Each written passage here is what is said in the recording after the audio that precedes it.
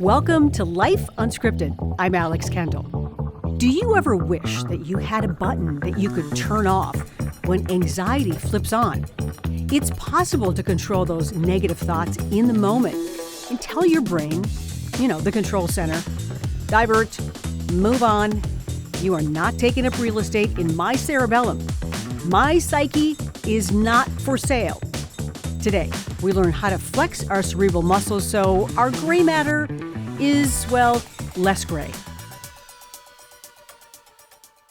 Today's episode, anxious much? Can we rewire our brains to handle all the tough stuff? Joining me now in the pod studio, I'm happy to present, is Dr. Rachel Allyn. She is a licensed clinical psychologist. She is a public speaker, a relationship columnist whose articles have been published in Psychology Today. Plus, she's an author and has a book out called The Pleasure Is All Yours, Reclaiming Your Body's Bliss and Reignite Your Passion for Life. I can't wait to hear more about that. But thanks so much for being here in the studio. Yeah, my pleasure to be here. Thank you. And we should mention that we do have a phone line that we are opening up. The number is 612-810-0805. And that's where we are taking your calls about today's subject. And that is anxiety. And we know that we do live in anxious times, Rachel. I don't know how many people would probably disagree with the statement that, these are anxious times. And in fact, there was a study that was published. This is by the American Psychiatric Association in 2024. It found that 43% of adults reported feeling more anxious than in previous years. That's up 37%. Sources of anxiety at current events, the economy, gun violence, politics. Roughly half of us are upset with the current president's policies and conservative agenda. If you have a 401k, you're worrying about your dwindling nest egg. Social Security, is it going to go away? I mean, some people are feeling really powerless right now in our current situation. So we know, Dr. Allyn, anxiety can have a powerful effect on our physical health. Tell us more about that.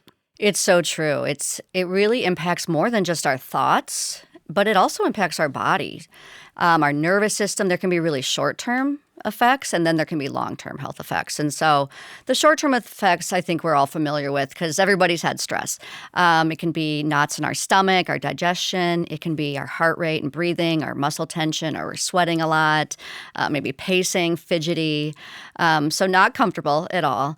But when it's chronic, the long-term effects can lead to all sorts of inflammation and chronic illness. It can lead to depression. It can impact even our adrenal glands, which impact our hormones and our metabolism. And so when it's longer term, people really do need to learn how to manage it and take it seriously.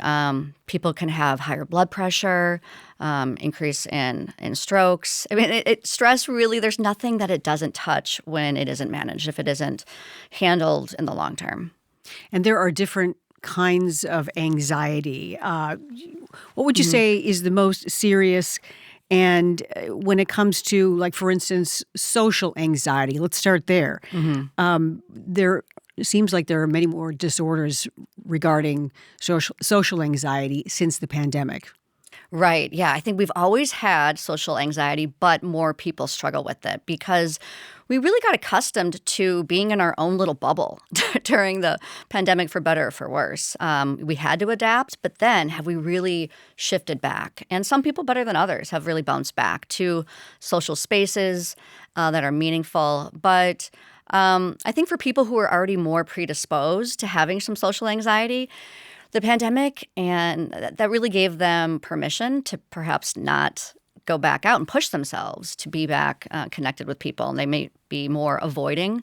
So I do think that can lead to a lot of problems too, because we are social creatures. We're meant to be connected. And just with technology, it's made it so easy for people to stay home and avoid. But yeah, we get so much from being with others. And so I would say for people with social anxiety, avoidance and never connecting with others really makes it worse. And it doesn't lead to longer-term happiness either. Yeah, for some people, they're more introverted, so they want to be with just their smaller group, and that's fine. It can be about quality over quantity. But yeah, just practicing being with others and communicating with others really makes a difference. Well, we're going to take some questions now, and we've opened the phone lines. And here is the question today. Have you or are you suffering from anxiety, and how does it manifest in your everyday life? And the first caller is Alyssa, and she is a mother of teenagers, and she has a lot on her plate. Hi, my name's Alyssa, and I'm a mom with 2 teenage kids. I've been working from home for a few years, and I'm married. I've suffered from anxiety for a long time. I have good days and then other days that start out fine when I'm really productive, getting a lot done, but then I hit a tipping point. It could be like something small, like a small curveball or one more person asking something from me, and then at that point I can feel something almost burst within me, and then I have an anxiety feeling that I can't get rid of. Like when I'm having anxiety, I get heart palpitations, which are really scary. And you spoke to that a Okay. little bit with heart palpitations and Yeah. And that can lead some people to feel like they're having a panic attack, the sensation of a panic attack, which she didn't mention specifically, but that can be what can lead to a panic episode, which is not comfortable. People will go to the ER because they think that they're literally dying. So it is not comfortable at all. I think what she's describing is that it sounds to me like she already really is, maybe her nervous system is probably already on edge, and it doesn't take much to flip that switch for her then to really be in that panic mode. And so what I recommend to people is we really have to handle it in a day-to-day way, because if we're already at a place of more calm relatively, when stress, when uncertain things out of our control come our way, we're not going to be suddenly in this place where immediately we melt down, because our nervous system has kind of a solid base, a foundation. So that's where, if people are better with exercise, sleep, diet, connections with others, having just quiet time, restorative practices, ways they feel they have agency and control in their life. Because a lot of anxiety, it really comes down to control and the fears around not having control. So what I would say to her is, if there's any way she can day to day in her life take some time for herself, to take some breaths, get outside in nature, maybe connect with her senses to soothe her senses, then her nervous system is going to be more regulated. So then there is something that comes up, she won't already be on edge, ready to snap. It'll take a lot more, at least, to get her to that place of discomfort and the heart palpitations. good advice. And getting outside and being with nature makes really a big deal. Yeah. That sunshine hitting your face. Oh, yeah. Yeah. And yeah, nature it's there at our disposal. And sometimes just even being by a window, working by a window, having the sun on your face. Because I think sometimes people feel like the recommendations, I don't have the time for that. I don't have time to go on a long walk. Well, can you find an area of your house where you can look outside and open the window? I mean, sometimes it's just that reminder, or looking up to the sky now and then, reminding you, giving you a little perspective. Okay, so we are going to our next question now, and this is from a caller who is having some anxiety when she's traveling. This is Veronica. Hi, Alex. This is Veronica from Bloomington.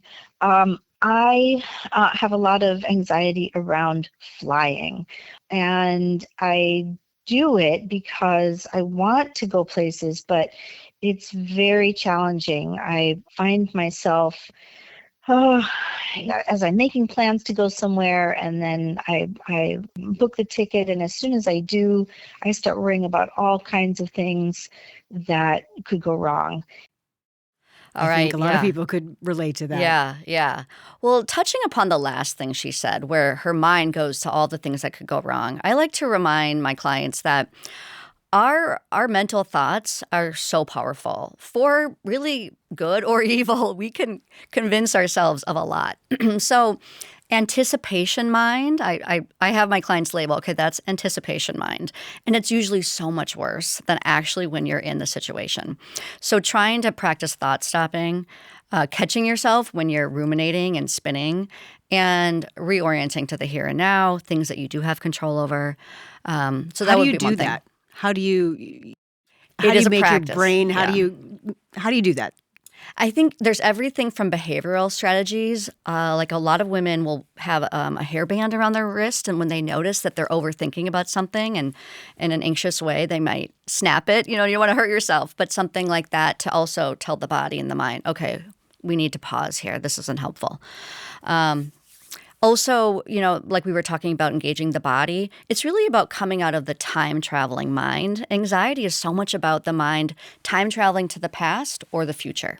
So anything that can help people look around in the here and now. I honestly tell clients, look around your space. I see an orange chair, I see a pair of blue jeans, and bring you into the here and now, which is something we do have control over, because we don't really have control over tomorrow yet. We have some influence now of how it might go, but and breathing, connecting to the body. The body's always really in real time. It's in the present moment reality. Our thoughts, our anxious thoughts, however, can really be all over past and future. So that's one thing I would tell her as far as anticipating the trip. As far as being on the plane, getting on the plane, I've worked with clients before where I really tell them to think of each of their senses as a way to soothe themselves. So think about taste, pack something for the trip that might feel calming or soothing to eat or drink, some tea, your favorite tea. Maybe bring an essential oil to soothe what you're smelling. Dab a little behind your ears. Bring a playlist that is soothing for you that you can listen to. Wear something, your coziest sweater.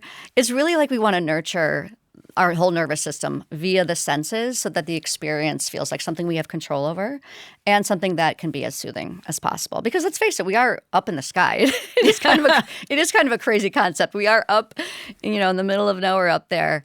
And then I think beyond that, just trusting that we have people that are professionals that are taking care of us. And that's where you come into play. I know the breathing has become something that I've been very focused on for quite some time. Of all things, walking my dogs, because they've been at times a little difficult, but they pick up on that energy. And the more I am relaxed and I'm breathing slower, my dogs kind of chill out too. Yeah. I mean, animals are really wonderful for what we call in psychology co-regulation. So we have self-regulation, the things we do to regulate our nervous system and help us feel steady and stable and grounded. But then we have other things in people. Animals can, if they're misbehaving, maybe that can dysregulate us. But often because they're very much connected to the present moment and they're very intuitive and they're very of the senses. And so just touching their fur, petting them, being in their presence, really helpful for people as far as stress and anxiety go. And then other human beings, we can get a hug from somebody or we can get a pat on the back or they can help co-regulate us as well. So for the caller on her flight, my hope is that she could be sitting next to somebody who also soothes her, she can be herself around. She can, hold hands as the flight is taking off, that kind of thing. I think that makes a big difference. All right, we have one more caller. And this is Anna, and she has some concerns about young people. Hi, my name is Anna. I work with young teenagers for a living, and my question is how to best support them. I've noticed that in the last 5 years or so that the amount of anxiety has really risen. I'd say like the 14 to 18-year-old population. And it is hard to watch because it is creating big roadblocks for them to pursue the things that they want to do. And they're so smart and amazing and such great young people, but their anxieties are just preventing them from pursuing what they want to do. And I would like to know if you have any advice on how to coach them through that, how to support them, and hopefully just help them in any way we can. Thank you. That's a great question. I think the first thing that comes to mind is that similar to what we were saying about animals, children, teenagers, they are really intuitive. It's like the younger we are, the more we're in touch with that. And so they are sponges that pick up our stress and anxiety. And so the more that we have worked through our own anxiety and figured out ways to be able to communicate and be calm and just really open about what we talk with them about, that's going to be helpful because then they feel like they can come to you. They can come with questions. A lot of times they don't want to go their parents. Right. But so having an atmosphere at home where maybe don't always have the news on with fear-based messages, or have news that's maybe more uplifting or investigative journalism that is going to be a little bit more, talk about the good fortune in life or the positive things that are going well. I think also limiting social media, because that can talk about social anxiety. There's so much comparison, all of the FOMO, fear of missing out or comparing. And that's huge as teenagers. They're trying to figure out their identity. Who am I? And so they're looking around. And if they feel like there's so much comparison or they're being left out, as they might see on social media, of course that brings up a lot of anxiety. If I'm not enough, or, why am I not included? Brings up more existential issues of worth. They wouldn't name that as such. Most teenagers wouldn't say, I'm having an existential issue. But when they look at social media and feel like they don't look that way, they need to look differently, look better, or be included, that of course brings up a lot of anxiety. I think the hard part from a perspective of a parent or anyone who deals with teenagers is they aren't sometimes always great about communicating, and to kind of pull and extricate that information from them in some way that they don't feel intimidated or put on the spot, that can get a little tricky. Yes, that's so true. I think being active together, so maybe it's not about sitting, adults, we like that. We might like to talk things through. With them, maybe it's done while playing cards or going on a jog or playing pickleball or something where you are engaging together, you're connected, but it's not right in their face. Or driving in the car, you're already going from point A to point B, maybe more of a captive audience there.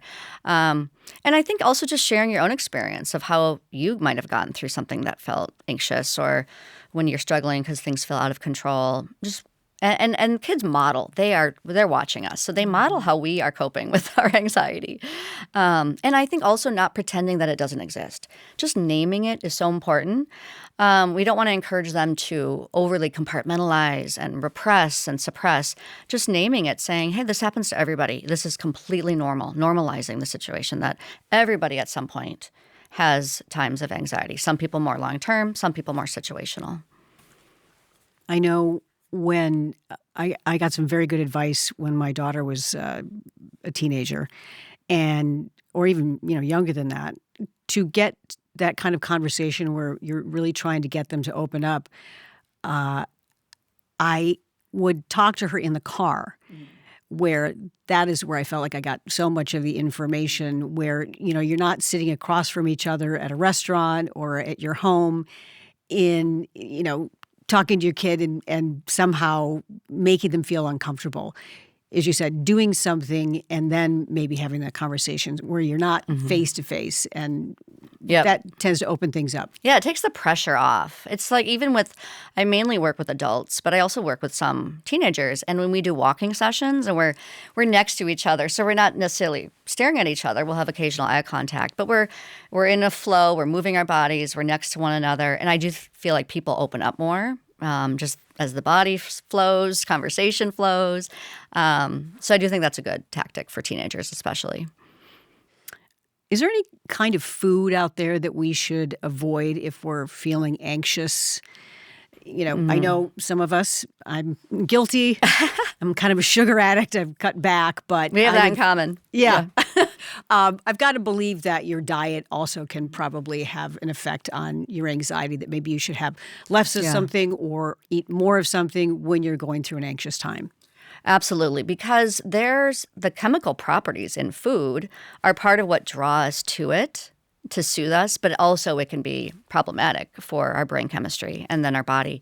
The first thing I would say is things that have a lot of chemicals, like food coloring and dyes or artificial sweeteners, that can actually induce a lot of, really ADHD type symptoms. So more scattered and kind of frantic.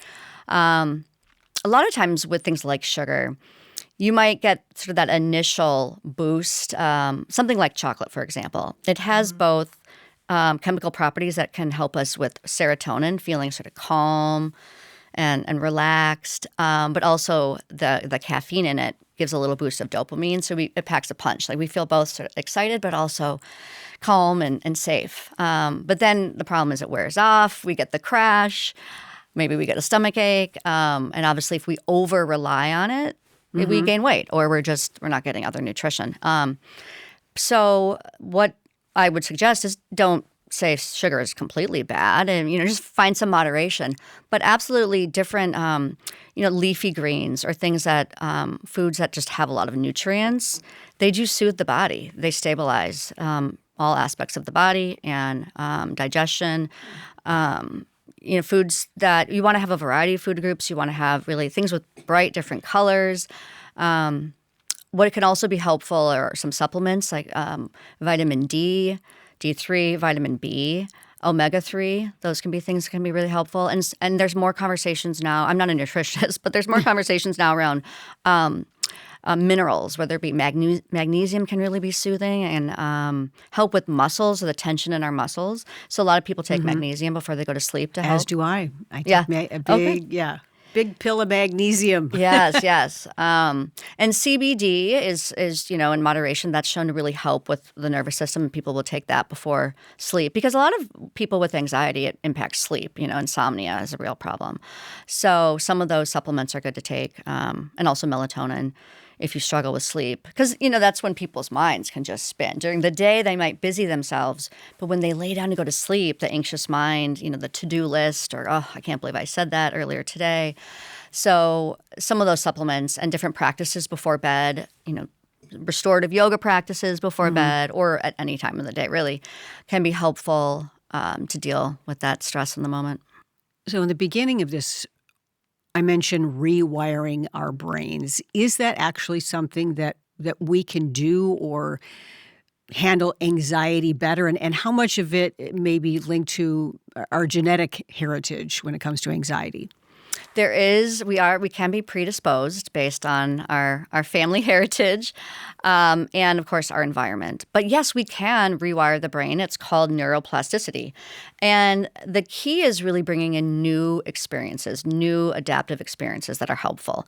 So we usually, when there's anxiety, we want to stay in our little bubble and do our same things and avoid the things that we might feel are out of control or triggering to us. But one of the best things for neuroplasticity, for really building and cultivating new neural pathways, is to actually try new events or novel events or dip a toe in the things that might be kind of hard for you or scary or induce fear, to just show that actually you can do it. You can face it. That builds confidence. And certainly as we get older, we need to keep doing new activities just for brain health, period. But when it comes to anxiety specifically, the number one biggest problem, I think, is if we overly avoid and we don't lean into trying new things that are a little out of our comfort zone. That's what we're meant to do, to keep growing. We're meant, because there's actually an upside to stress and anxiety. It can motivate us. It can, give us some impetus to grow, to push ourselves a little bit. And that builds self-worth and self-esteem. So we do need to have a little bit of anxiety, a little bit of stress to keep us motivated. Yeah, and I feel, and we've been binging out, some of us on Netflix when we're stressed out, or maybe going to alcohol or whatever it is. And that is really wanting to numb out your feelings. And I mean, is it okay to have a binge fest with Netflix or something else like, movies or TV shows? Well, I'd say everything in balance, right? As soon as we maybe label something as really bad, it almost gives it more power. It's really about recognizing, is that your only way of coping? If you only turn to alcohol, if you only turn to numbing out with TV, and you're doing it all the time, then yeah, that is a problem. But having some and really being conscientious about it, just saying, oh, I noticed that, okay, I'm turning to this because I'm struggling right now. Again, that idea of naming it, we're not fooling ourselves. We're not just sweeping everything under the rug. So saying, I'm going to have this glass of wine, knowing full well it's not going to heal the stress. It's not going to take away the anxiety, but it is going to just give me a little soothing in the moment. So seeing it for what it is, because we deserve escapes. I mean, it's human nature to want to just to check out. I mean, there's nothing wrong with that in and of itself. But like I said, if it's what we're doing all the time or the only thing we're doing, and we're not having other healing practices, other ways of coping, or turning to other people for support, then yeah, it becomes a problem, and it's pretty isolating. So being able to name what it is, being out in nature are some of the things, the tips that you've offered. Are there any others that you can offer to people who really are just stressed out about the world or fill in the blank? There seems to be a high level of it out there. And, it's tough to get away from, you've got technology and information coming at you all of the time. How are there other ways that we can just somehow, the way that we take in all that anxiety, how we can maybe refocus that? Yeah, I would say it's really two-prong approach. There's aspects that have to do with the mind and have to do with the body. And I think what we were talking about with the mind, some ways to have thought stopping and really and limit ourselves from too many fear-based things or overcommitting or things that are that we know have led to anxiety in the past. And then really bringing a different outlook. Some people have a gratitude journal or gratitude practice, or maybe they meditate around gratitude, or they write down a few things, or before they go to bed, they think of a few things, because that does rewire that neuroplasticity we were talking about. That does help rewire the brain when we actually think about what is going right. What went well today, or what do I feel like I have some agency or locus of control over? And then the other thing that's really huge that we know with anxiety that is so helpful is exercise, or really any kind of movement. I like the phrase, it's a little bit dorky, but the phrase is motion is lotion. So it sort of just lubricates things. It soothes things. Exercise really helps with so many different aspects of mind and body health. 100%. Right. I feel so much better after a good sweat or a walk out in nature. There's no question that there are healing possibilities if you are feeling anxious, that getting some exercise, getting the blood pumping is I know I certainly get a lot of relief. Yeah. Yeah. When I've worked with people, maybe they're about to go on a first date or they're about to give a speech at work, I tell them that morning, do a good workout. Maybe not so much that you're so exhausted, but that really helps move some of the stress through, the breathing, the exhaling, the sweating. Sweating actually really releases some good toxins that we need to let go of. So maybe you only have 10 minutes, do a bunch of push-ups and sit-ups because it is cleansing. It's like that sort of expression and kind of moving things through the body. I mean, that's part of what our body's there for, as a resource, so that our mind can feel more clear, more balanced. But if we're always stuck in our head and we're never using our body, it can't help us. Can't be there to really help us show up with presence and clarity, free from stress and anxiety. Well, thank you so much, Dr. Allyn. We love all the insight you've had into anxiety and some tips for us. And we do want to mention it. So tell us a little bit about your book. I know this is not about anxiety, but tell us again the name of it and what it's about. The book is called The Pleasure Is All Yours, and it really is a mind-body book. I'm now working on a book that's a little bit more about mind, body, spirit. This one, though, really does look at what I call bodyfulness, because we've all heard of mindfulness. But like I was just saying, we know more and more, the science within psychology is that we know that trauma lives in the body. Stress, anxiety lives in the body, especially if it's been chronic, ongoing. There's a lot more PTSD, that sort of thing, post-traumatic stress disorder. And so the book really talks about bodyfulness as going beyond mindfulness, which is about doing things like exercise, yoga, or even just massage, acupuncture, ways of really moving energy through. And then ultimately how bodyfulness can help us reclaim healthy pleasures in life, just feeling good in the moment, whether it be enjoying food, nature, our relationships, our livelihood. Because the U.S. is actually one of the most repressed cultures in the world when it comes to pleasure and letting ourselves just enjoy feeling good. Because we can be really anxious, we can be fear-based. So we got to balance that out with moments of just letting ourselves have joy, daily pleasures. Let yourself take a nap, let yourself take a bath, let yourself say no. Those are some of the daily pleasures that help with anxiety as well. I really believe in naps and baths. Yes. I mean, sometimes it's just a little cat nap can go a long way. Do you take your own advice and do those things? Oh, yeah. Absolutely. In fact, maybe too much right now. I probably need to work a little harder. But yeah, I've had phases in my life when I have been disconnected from restorative practices that help me with anxiety. And then times when I'm really living it. Wow. I mean, there's always that ebb and flow. I think we just have to know that when things get, to be a little bit too much, we do have other people to help us. We need to think about community. And that's what we're all here for, in like these conversations, so people don't feel alone. People can feel really sometimes ashamed that they are struggling with anxiety, but it's so common. I mean, it's really the main thing I think that psychologists see in their offices are people dealing with different types of anxiety. I think just sitting here talking about it, we hope that you at home that are listening or maybe feel a little bit of relief, or at least a plan the next time you're feeling a lot of anxiety. I think you came up with some wonderful ideas for people, and we appreciate your time here on Life Unscripted. Thank you so much, Dr. Allyn. Appreciate Thank you you for being having here. me.